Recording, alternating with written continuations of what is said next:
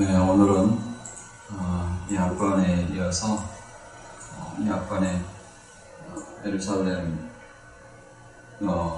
도성으로 향할 때에 무화과 나무, 무성한 열매 없는 무화과, 잎이 무성한 무화과 나무의 어떤 조주를 통해서 이스라엘 어떤 지도자들의 외식에 대해서 예수님께서 책망하는 어떤 말씀을 봤습니다.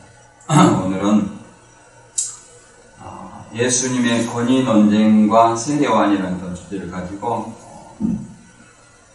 그 다음 이어서 살펴보도록 하겠습니다. 우리가 신앙을 하는 것은 하나님 나라 들어가기 위해서인데 누구든지 겉으로 형식적으로 주여 한다는 외식적인 신앙이 아니라 하늘에 계신 아버지의 뜻대로 행하는 자라야 들어간다고 이렇게 말합니다. 오늘 성경 본문 같이 읽어보도록 하겠습니다. 마태 21장 23절에서 27절입니다. 시작. 예수께서 성전에 들어가 가르치실새 대제사장들과 백성의 장로들이 나와 가로되 내가 무슨 권세로 이런 일을 하느냐 또 누가 이 권세를 주었느냐. 예수께서 대답하시되 나도 한 말을 너희에게 물으리니 너희가 대답하면 나도 무슨 권세로 이런 일을 하는지 이르리라. 요한의 세례가 어디서 왔느냐 하늘로서냐 사람에게로서냐. 저희가 서로 의논하여 가로되 만일 하늘로서라면 어찌하여 저를 믿지 아니하였느냐 할 것이요 만일 사람에게로서 하면 모든 사람이 요한을 선지자로 여기니 백성이 무섭다 하여 예수께서 대답하여 가로되 우리가 알지 못하노라니. 예수께서 가로사대 나도 무슨 권세로 이런 일을 하는지 너희에게 이르지 아니하리라. 아멘. 이 말씀은 말 그대로 예수님께서 성전에 들어가서 누가복음에는 복음을 가르치실세 이렇게 되어 있습니다. 그래서 대제사장과 장로들이 네가 무슨 권세로 이렇게 이런 일을 하느냐 또 누가 주었느냐. 이 말은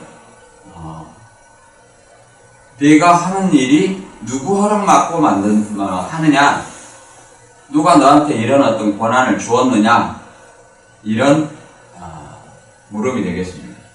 쉽게 말해서 대제사장과 백성의 장로들은 그 당시에 예루살렘의 어떤 정치, 종교 이런 어떤 모든 것들을 사내들인 공회에서 장악하고 있었기 때문에 그 대제사장들과 백성의 장로들은 사내들의 공회의 임원들이라고 볼 수 있습니다. 그런 사람들이 이제 이렇게 물어보는 거죠. 그래서 예수님께서는 나도 한 말을 너희에게 물으리니 너희가 대답하면 나도 이르겠다. 요한의 세례가 어디로서 왔느냐? 하늘이냐? 사람에게냐? 여기서 하늘이라는 것은 하나님에게서냐? 사람에게서냐? 이런 어떤 질문이에요. 그래서 저희가 서로 의논하여 가로되 만일 하늘로서라 하면 어찌하여 저를 믿지 아니하였느냐. 이 말은 세례요한이 말 그대로 그 복음을 천국 복음 예수님을 어떤 증거하는 어떤 그 권세가 선지자의 사명으로서 말 그대로 하나님께서 왔다고 인정한다면 세례요한이 예수님을 증거했기 때문에 왜 자기를 안 믿느냐, 이런 어떤 의미고요. 또 만일 사람에게로서 하면 많은 사람들이 요한을 선지자로 여겼다는 거예요. 그러니까 그래도 자기 예수님을 믿어야 된다는 얘기죠. 그러나 백성이 또 무섭다 하여 예수께서 그 서기관 대제사장과 장로들이 우리가 알지 못하노라 이렇게 얘기를 하는 거죠. 그러니까 예수님의 어떤 권세가 어떤 것인지 이 질문을 통해서 이미 알고 있었던 거예요. 그래서 예수님은 나도 무슨 권세로 이런 일을 하는지 너에게 이르지 아니하리라, 이런 어떤 말씀이거든요. 그래서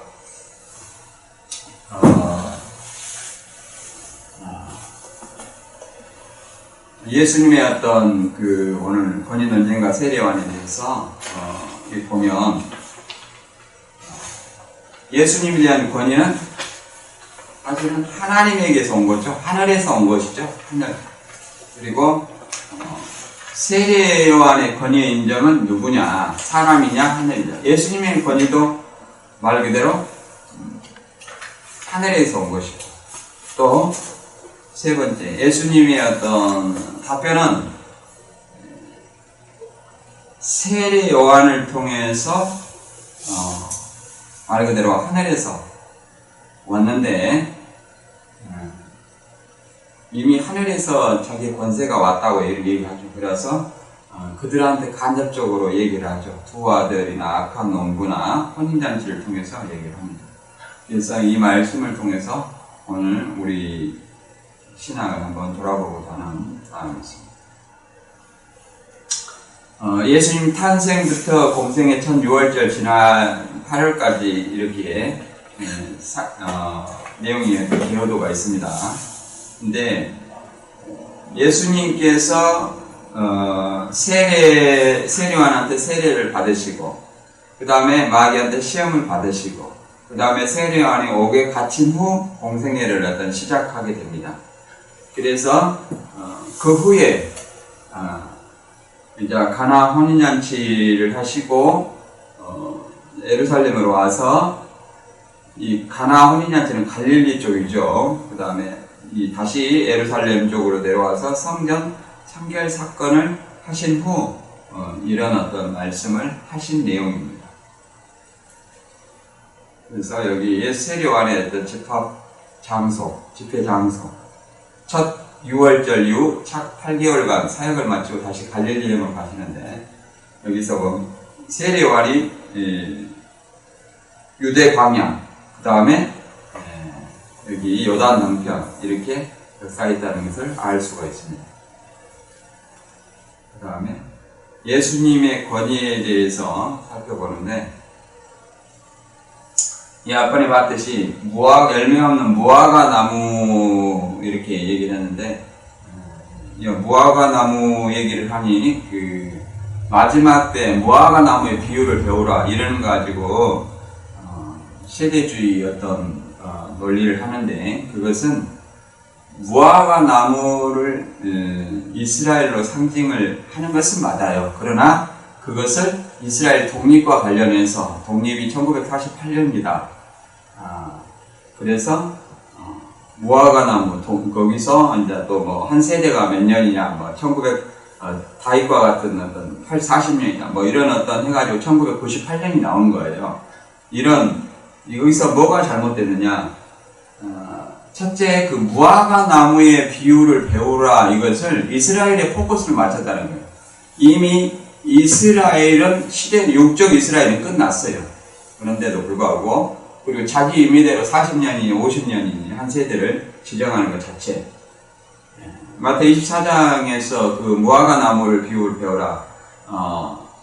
가지가 연하여지고 잎사귀를 내면 여름이 가까운 줄 아나니, 이 말은 이스라엘 기원에서 우기가 끝나고 여름이 오는 겁니다. 그러면 잎사귀를 내고 가지가 연하여지면 이제 여름이 가까운 때를 아는 거예요. 때를.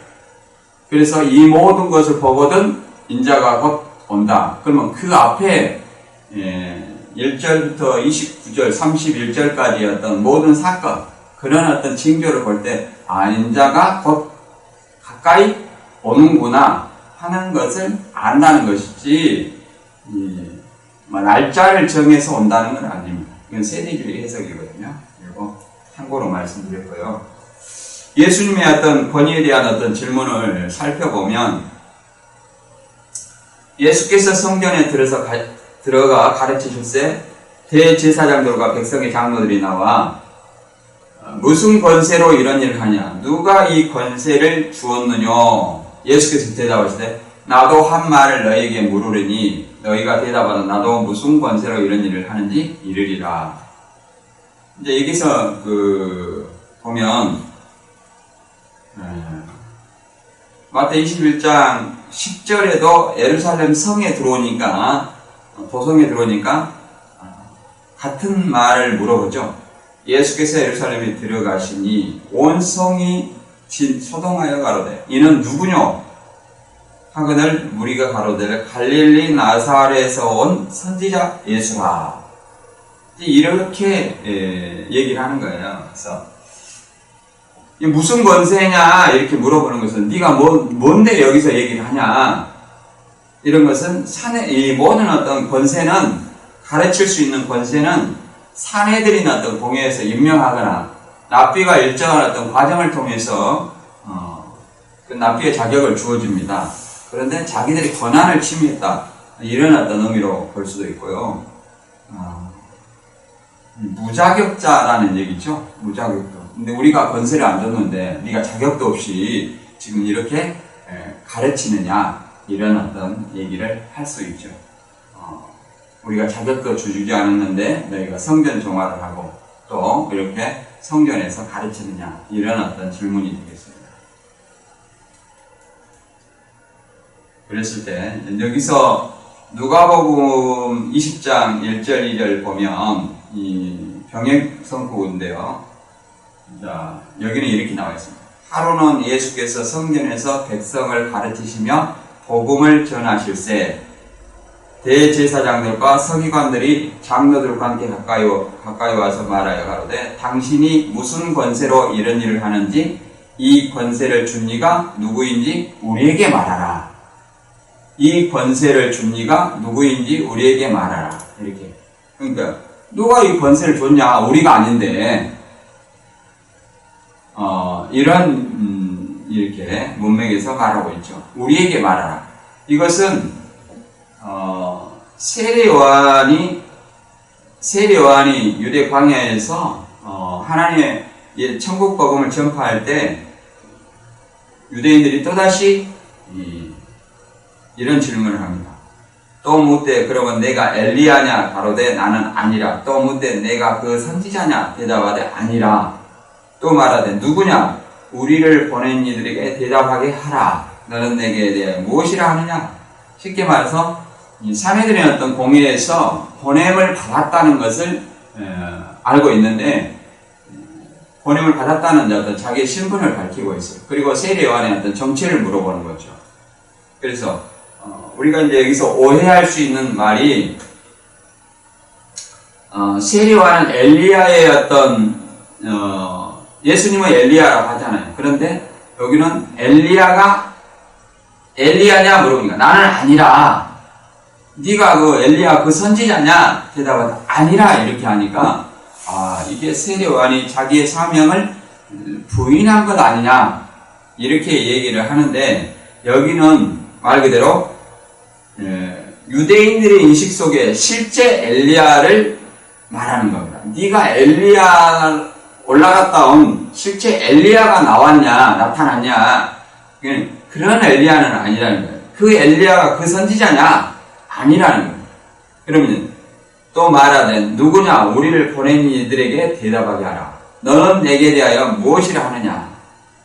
그러니까 그 다음 대답이 주의 길을 평탄케 하라. 광야에서 주의 길을 평탄케 하라. 또는 말라기 사자의 주의 길을 예비하는 사자다. 엘리야의 사역, 주의 길을 예비하는 자의 사역이라는 거예요. 그러니까 엘리야의 누가복음 1장 17절에도 엘리야의 심령과 능력으로 주 앞에 앞서가서 주의 길을 예비한다. 이런 어떤 말들이 영이 육을 들어서 역사하는 어떤 그런 것이 아니라 엘리야의 사역을 한다는 것이지 엘리야 선지자가 아니라는 거예요. 유대인들이 얘기하는. 그래서 그 착오를 바로잡아주는 말씀입니다. 이것을 가지고 엘리야인데 엘리야를 부인했다, 이렇게 말하는 것은 큰 착각이다, 이렇게 말할 수 있습니다. 그리고 그럼 어디서 가르쳤느냐? 혹자는 어떤 성서 지성서 여기서 설교하는 장소가 아니냐? 예수님 서기관 바리새인들이 여기서 설교를 했다 하는데, 이렇게 본 사람도 있는데, 서기관 바리새인들은 여기서 사제들이나 어떤 공회원으로서 이 성전을 관리하고 모든 어떤 기득권을 가지고 있었어요. 그 당시에 대제사장인 가야바와 안나스죠. 대제사장이 안나스라고도 이렇게 공식적으로 나와 있습니다. 그래서 사내들인 공회의 그 의장이 안나스였어요. 그래서 그런 어떤 모든 것들을 쥐고 있는데, 여기서 성소 지성소에서는 말 그대로 제사를 드리기 때문에 예루살렘 성전에서 제사 드리고 헌금하고 이제 이런 어떤 것을 하기 때문에 하나님이 임재하는 장소이거든요. 그래서 여기에 소나 양 비둘기를 통해서 제사를 드리고, 여기 환전상 있죠? 로마 화폐를 성전 화폐로 바꾸는 거예요. 그래서 이방인의 뜰이 곧 뭐냐면은 매매시장처럼 되어 있는 거예요. 매매시장처럼. 그렇기 때문에 예수님께서는 여기서 복음을 증거하는 거죠. 여기서 성전 정화를 하시고 여기서 설교를 하신 거예요. 복음을 전파하신 거예요. 그러면 여기가 뭐 설교하는 장소다? 그렇지는 않습니다. 여기는 막 매매시장이죠. 매매시장. 시장터와 같은 곳이죠. 예수님은 어떤 성전에서만 설교하는 것이 아니라 사람이 있는 곳이면 어디든지 갑니다. 유대인이 율법을 상고하는 유대인이 있는 곳이면 바다든지 산이든지 회당이든지 이 성전이든지 사람 모인 것이면 어디든지 가서 설교를 합니다. 그것을 착각하여서 성전에서 설교하는 곳이다 이렇게 하는 것은 예루살렘 성전의 기능을 잘 오해한 부분이, 잘못 이해한 것이고 오해한 것이다 이렇게 말할 수 있어요. 그들이 어떤 그 권세를 가진 사내들인 공회와 랍비에 대해서 잠깐 살펴보면, 랍비 임명장을 주고 있는데요. 예수님한테 랍비여 또 이렇게 얘기하고, 그 선생님 이렇게 하는 것은 다 랍비를 얘기를 합니다. 랍비. 랍비라는 것은 율법 학자고, 그 당시에 율법을 상고하는 유대인들에게는 최고의 존경의 표시였습니다. 요즘에 우리들도 그 호칭이 애매할 때는 선생님 이렇게도 표현합니다. 선생님. 세상에서. 근데 요새는 선생의 권위가 무너져가지고 선생님보다 사장님 이런 표현을 더 많이 쓰죠. 사장님. 이제 근데 또 선생님이라는 호칭을 마태 23장에서는 너희는 아무나 선생이라 하지 마라. 오직 선생은 하나이다. 이렇게 얘기를 해서 모든 교주들은 다 자기를 선생이라고 얘기합니다. 선생. 그래서 그 당시에 랍비는 일정한 어떤 랍비 랍비가 여러 가지 시험을 통해서 자격을 주거나 또 사내들인 어떤 공회에서 일정한 자격을 주어서 이렇게 가르치는 일을 랍비의 자격을 가졌습니다. 여기 보면 BC 3세기경부터 의장이 대제사장 안나스였어요. 그래서 이 세 계파로 구성이 되어 있어요. 사두계파, 바리새파, 서기관 장로들 이런. 그래서 유대인 종교적, 도덕적, 정치적 이런 모든 것을 관장했고, 이 사형 선고까지는 가능했으나 로마 승인이 필요했다. 사형만 그랬습니다. 사형만. 그리고 이 랍비가 이 율법을 공부하는 데는 말 그대로 예시가라는 어떤 토라 공부 장소가 있고요. 토라를 낭독하는 시나고그가 있습니다. 시나고그는 회당이죠. 안식일마다 회당에서 율법을 읽으며, 이게 율법을 낭독하는 데는 회당이라 말할 수 있어요. 오늘날에 일요일마다 교회를 가서 성경을 보죠. 그런 것처럼 그 당시에는 안식일마다 회당에 갔지 성전이 교회라고 생각해서는 큰 착각이다. 오늘날 예배, 교회에서 예배를 드렸지 그 당시에는 회당 예배를 드렸다. 이렇게 이해를 하시면 될 것 같아요. 예수님의 어떤 권위에 대해서 이렇게 말합니다. 내가 무슨 권세로 이런 일을 하느냐 이렇게 가르치니까, 성전에서 복음을 가르치니까 하는 말이 그런 겁니다. 성전 정화를 하고 네가 성전에서 복음을 가르치는 이유가 뭐냐? 누가 이 권세를 주었느냐? 우리가 아닌데, 우리가 안 줬는데 누가 줬느냐? 이런 말이죠. 네 권세가 어디서 왔느냐? 이런 얘기지. 그래서 예수님은 질문에 또 질문으로 답변을 합니다. 나도 한 말을 너희에게 물으리니 너희가 대답은 나도 이 권세로 이런 일을 하는지 이르리라. 그래서 우리가 그 이단들을 상담할 때 항상 그 사람들을 이해하고 공감하면서 잘못됐다고 전제하고 들어가서는 안 된다는. 물론 잘못됐죠.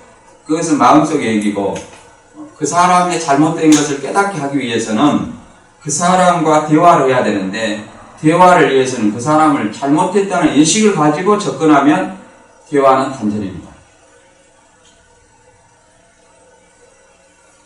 제가 상담을 하는 것도 크게 두 가지로 보거든요.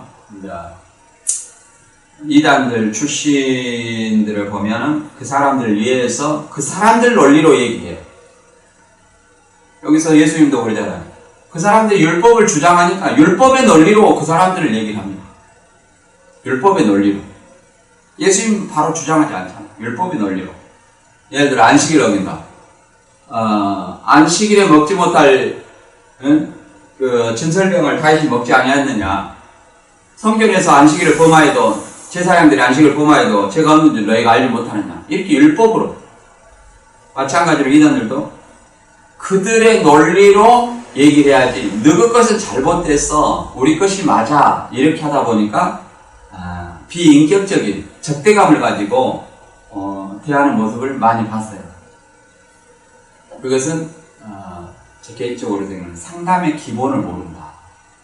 이해와 공감이라는 상담의 기본을 모르고 아주 뭐랄까 잘못됐다는 그걸 수긍하게 만드는 어떤 강압적으로 찍어 누르는 어떤 그런 논리죠.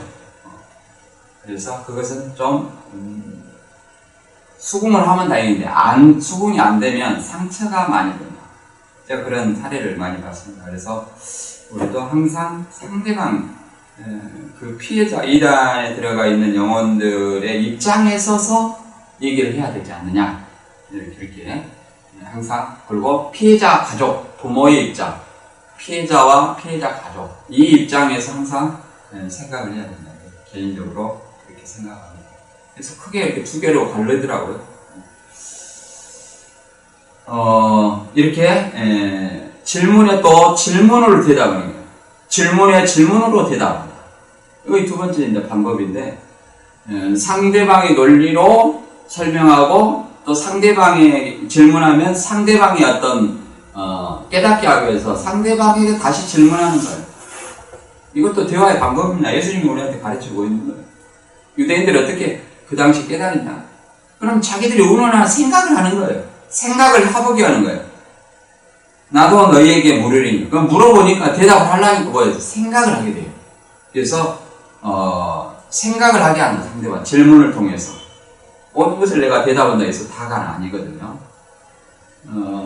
말 그대로 마태 21장 10절 11절에도 이렇게 얘기를 하죠. 누구뇨? 선지자 예수라. 이렇게 물어보죠. 이제 이럴 때 질문하는데 여기에 대해서 이제 세례 요한에 대한 권위를 가지고 질문을 합니다. 예수님께서. 예수님에 대한 권세가 어디서 왔냐? 누가 이 권세를 줘가지고 네가 지금 성전에서 정화를 하고 복음을 가르치느냐? 이렇게 얘기를 하니까 예수님께서는 나도 한마디 물어보겠다. 바로 답변을 하는 건 아니죠. 그러니까 우리가 여기서도 배울 것이 많이 있어요. 요한의 세례가 어디서 왔느냐? 하늘로서냐 사람에게로서냐. 여기서 하늘이라는 것은 유대인의 어떤 문화가 담겨 있는데요. 유대인의 문화는 하나님, 여호와 하나님이라는 말을 함부로 사용하지 못했어요. 근데 예수님 와서 아버지 하나님 이렇게 얘기하고 하나님 내가 아들이다 이렇게 얘기하니까 신성모독으로 걸린 거예요. 그래서 여기서 유대인의 문화를 알아볼 수 있죠. 하늘로서냐, 쉽게 말해서 하나님에게서 왔느냐 사람에게서냐 이렇게 예수님도 그들의 입장에 서서 물어보는 거예요.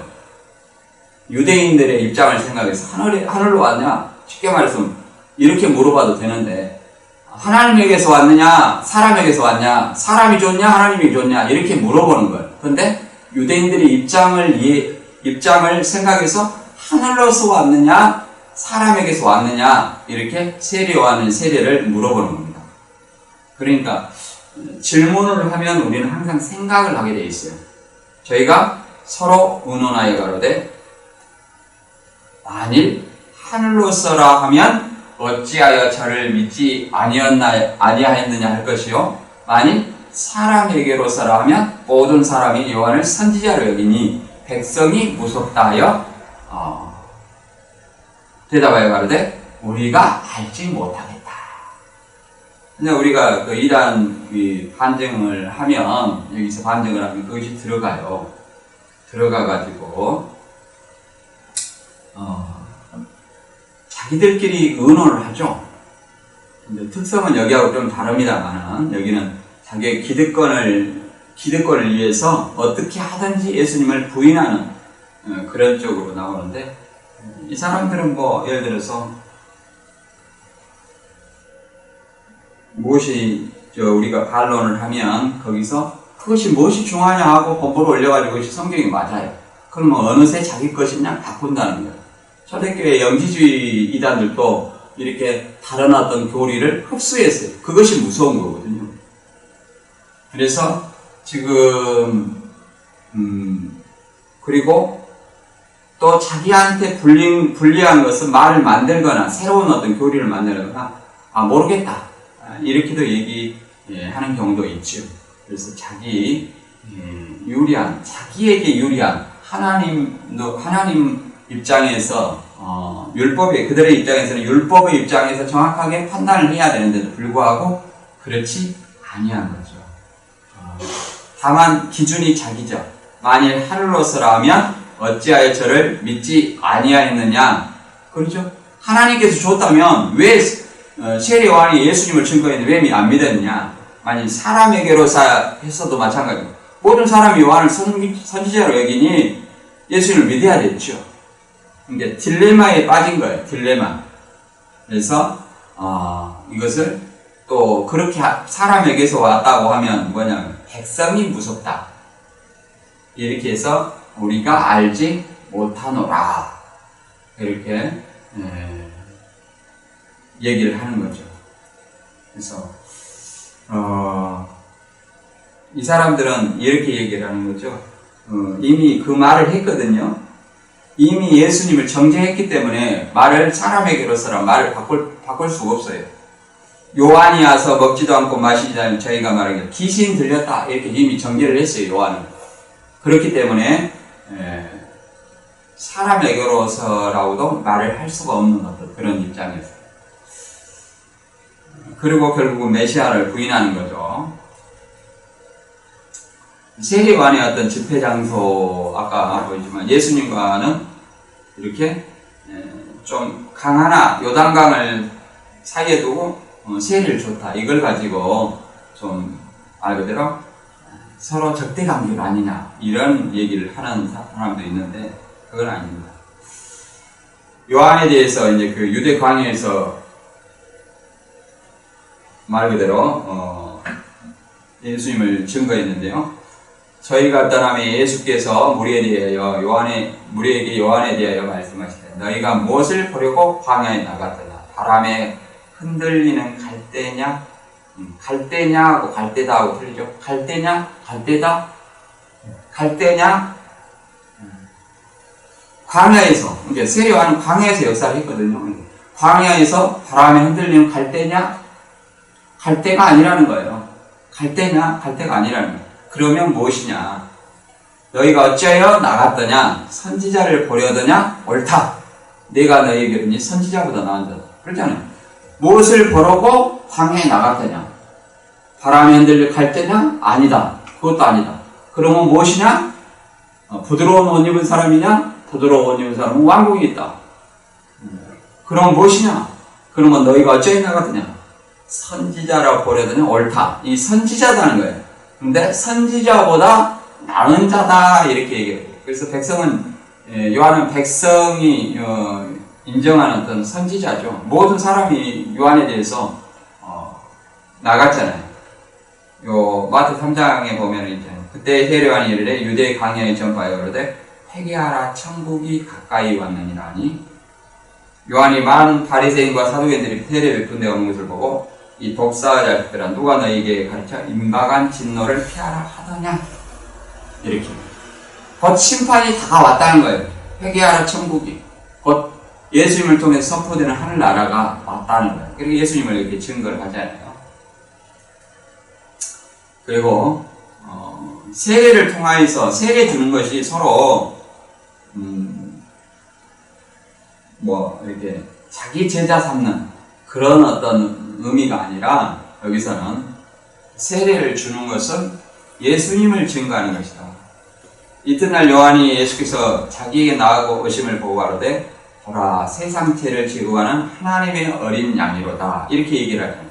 나도 그를 알지 못하였으나 내가 와서 물로 세례를 주는 것은 그를 이스라엘에게 나타내려 함이라 이렇게 얘기해요.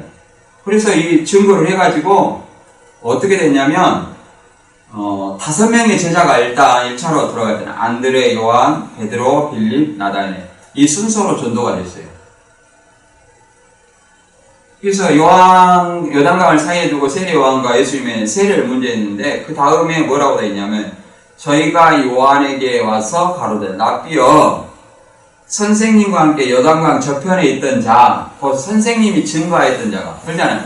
지금 어디에서 요단강 동편에서 세례 요한이 서편에 있는 증거하던 자가 세례를 주면 사람들이 다 예수님한테 간다는 거예요. 증거하는 세례 요한이 증거하던 예수님한테 다 뭐라는 거예요? 간다. 여기서 세례 요한이 예수님이 주던 세례는 뭐냐면 제자들이 준 세례라고 4장 2절에 나와 있습니다. 아직 공생의 시작의 전에 그런 얘기죠. 요한이 대답하여 가로되 만일 하늘에서 주신 바 아니면 사람이 아무것도 받을 수 없느니라. 이렇게 예수님의 권세가 하나님께서 온 것임을 증거를 하는 거예요. 그래서 예수님의 어떤 세례 요한을 통해서 예수님의 제자가 된 사람이 12, 70, 120명, 오순절까지 보면 120명이 다 세례 요한의 제자였죠. 그 예루살렘이라는 어떤 작은 동네라는 것을 우리가 이해를 해보면 그것을 충분히 이해를 해볼 수 있습니다. 예수님의 답변은 뭐냐? 이제 나도 무슨 권세로 이런 일을 우리가 알지 못하겠다 하니까 예수님께서는 이러거든요. 나도 무슨 권세로 이런 일을 하는지 너희에게 이르지 아니하리라. 이 말은 이미 그 예수님의 어떤 질문을 통해서 자기가 하늘로서라 하면 왜 자기를 안 믿느냐. 또 사람에게로 왔으면 사람도 모든 백성이 이 세례 요한을 선지자로 믿었거든요. 그러니까 그것도 믿어야 돼요. 그러나 백성이 무섭기 때문에 그렇게 하지 않냐고 우리는 모르겠다.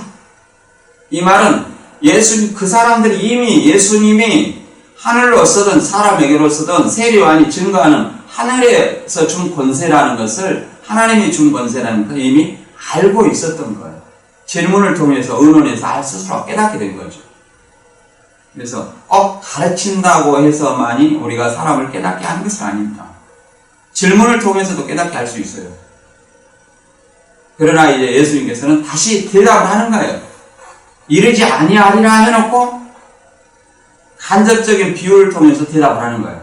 그러나 너희 생각에는 어떠하뇨? 한 사람이 두 아들이 있는데 맏아들에게 가서 이르되 오늘 포도원에 가서 일하라 하니 이렇게 이어져 가지고 세 개의 비유를 합니다. 두 아들의 비유, 악한 농부의 비유, 마태 22장의 혼인잔치 청한 비유. 이 세 개의 비유를 누구한테 하느냐면 그 대제사장과 장로들에게 하는 거예요. 그리고 거기에는 많은 무리들이 성전 지금 방마당에 있으니까 사내들인 공회도 나와 있죠. 또 그 예루살렘 성전에 제사지에 오는 많은 사람들도 있죠. 예배드리러 그 6월절 맞이해서 절기 지키러 온 사람들도 있지요. 그런 많은 사람들이 있는 가운데서 지금 예수님은 이런 말씀을 하시는 거예요. 그러니까 이 비유는 곧 누구를 타겟으로 하는 거냐면 대제사장과 장로들, 곧 사내들이나 어떤 공예 지도자들, 유대 지도자들에게 하는 말씀이에요. 두 아들 중에 말 안 듣는 예하고 안 한 아들이고 악한 농부고 너희는 청에도 오지 않는 심판받을 자다. 이걸 메시지로 말하는 거예요. 근데 이 사람들은 말 그대로 자기들이 알고 있었음에도 율법을 어긴 거죠. 왜 그러냐면 옛사람에게 말한 바 헛맹세를 하지 말고 내게 맹세한 것을 주께 지키라 하였다는 것을 너희가 들었으나 헛맹세를 하지 말고 거짓말 하지 말란 말도 있죠. 하지만 너희 말은 옳다 아니라 하라. 이에서 지나는 것은 악으로 쫓아나지 마라. 이게 헛맹세를 하지 마라. 거짓말 하지 말라. 이런 어떤 말로도 이해할 수 있습니다. 옳은 것은 옳다, 아닌 것은 아니다. 이렇게 명확하게 얘기를 해야 된다는 거죠. 그래서 저도 개인적으로는 황희정승 같은 사람이 좋아요. 사실은. 근데 아직은 제가까지는 아직 수양이 부족해가지고 아직은 이런 것 같아요. 옳은 것은 옳은 것이고 아닌 것은 아니다. 저도 아직은 이 정도 수준이지 거기서 황희정승처럼 이 사람도 맞고 저 사람도 맞고 아직 그런 것은 아닌 것 같아요. 그러나 그렇게 하신 분의 성격을 개인적으로는 좋아합니다. 그러나 신앙에서는 위선자들의 예수님은 가장 뱀이다 독사다, 세례 요한이나 예수님이나 이 뱀이다 독사다 하는 것은 위선자들을 얘기하는 거예요. 입으로는 하나님을 시인하나 그 하는 행동이 하나님을 믿는 게 아니에요. 저는 어떨 때 보면 저 사람은 신앙을 참 안 했으면 좋았을 뻔했다. 저도 마찬가지로 인터넷이나 이렇게 보면 왜 목사가 된다. 저는 목사하기 싫어요, 사실. 누군가가 이런 일을 대신한다면 나는 거기에서 조용히 교회 다니고 예배드리고 저는 그런 것이 개인적으로 좋아요. 그러나 제가 이제 이단 출신이기 때문에 서로 말미암아 그 사람들이 하나의 울타리가 된다면 그것도 낫지 않겠느냐 그런 생각을 합니다. 왜 그러냐면 이단이라는 어떤 선입관이 있잖아요. 그래서 선입관이 있기 때문에 그런 것을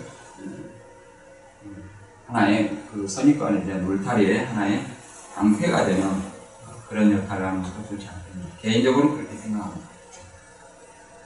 우리도 마찬가지예요. 나는 입으로는 시인하나 행위로는 부인하는 존재가 아닌가. 그런 생각을 저 자신도 해봅니다. 오늘 이 말씀을 통해서 다른 게 아니고 말 그대로 외식하는 신앙의 경계예요. 입으로는 이 사내들인 공예 유대 지도자들처럼 입으로는 하나님 믿는다 하면서 자기 기득권에 메시아를 거부하고 자기 이권에 따라서 나는 예수님을 모른다. 세례요한의 권위가 어디서 왔느냐? 하늘로서도 아니고 하나님께로서도 아니고 사람에게서도 아니고 모르겠다. 이미 다 알고 있으면서도 모르겠다. 우리도 마찬가지입니다. 신앙인으로서 어떻게 살아야 되는지 다 알고 있어요. 주여 주여 하는 자마다 입술로 부르잖아요. 천국에 다 들어갈 것이 아니라는 거예요. 우리 세상 이치로도 이것은 이해가 가요. 우리가 아버지 하면서 부모 입장이니까 자식이 자기 마음대로 하는 거예요. 나는 아버지를 믿어요 하면서 뭔 심부름 시키면 안 한다는 거예요. 그것은 아버지를 신뢰하지 못하기 때문이죠. 아버지의 말을 안 듣는 것은 아버지를 신뢰하지 못하기 때문이죠. 그러니까 말과 행동이 다르다는 어떤 메시지죠.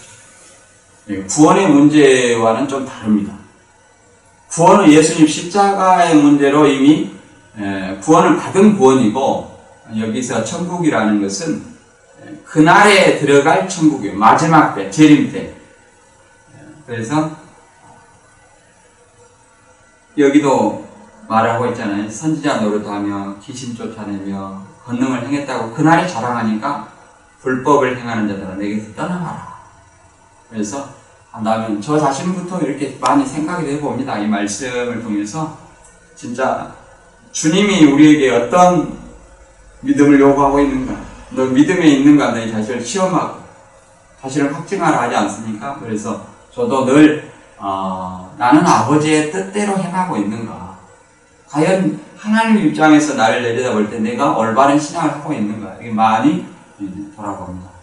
항상 우리 성경을 통해서 하나님을 믿고 예수를 믿는 우리 신앙인들은 진짜 사내들인 공예 내 지도자들처럼 외식하는 신앙이 아니라 언행일치가 되는 행함으로 그 믿음을 보이는 그런 신앙이 되기를 주님의 이름으로 간절히 바랍니다. 오늘 말씀 여기서 마치고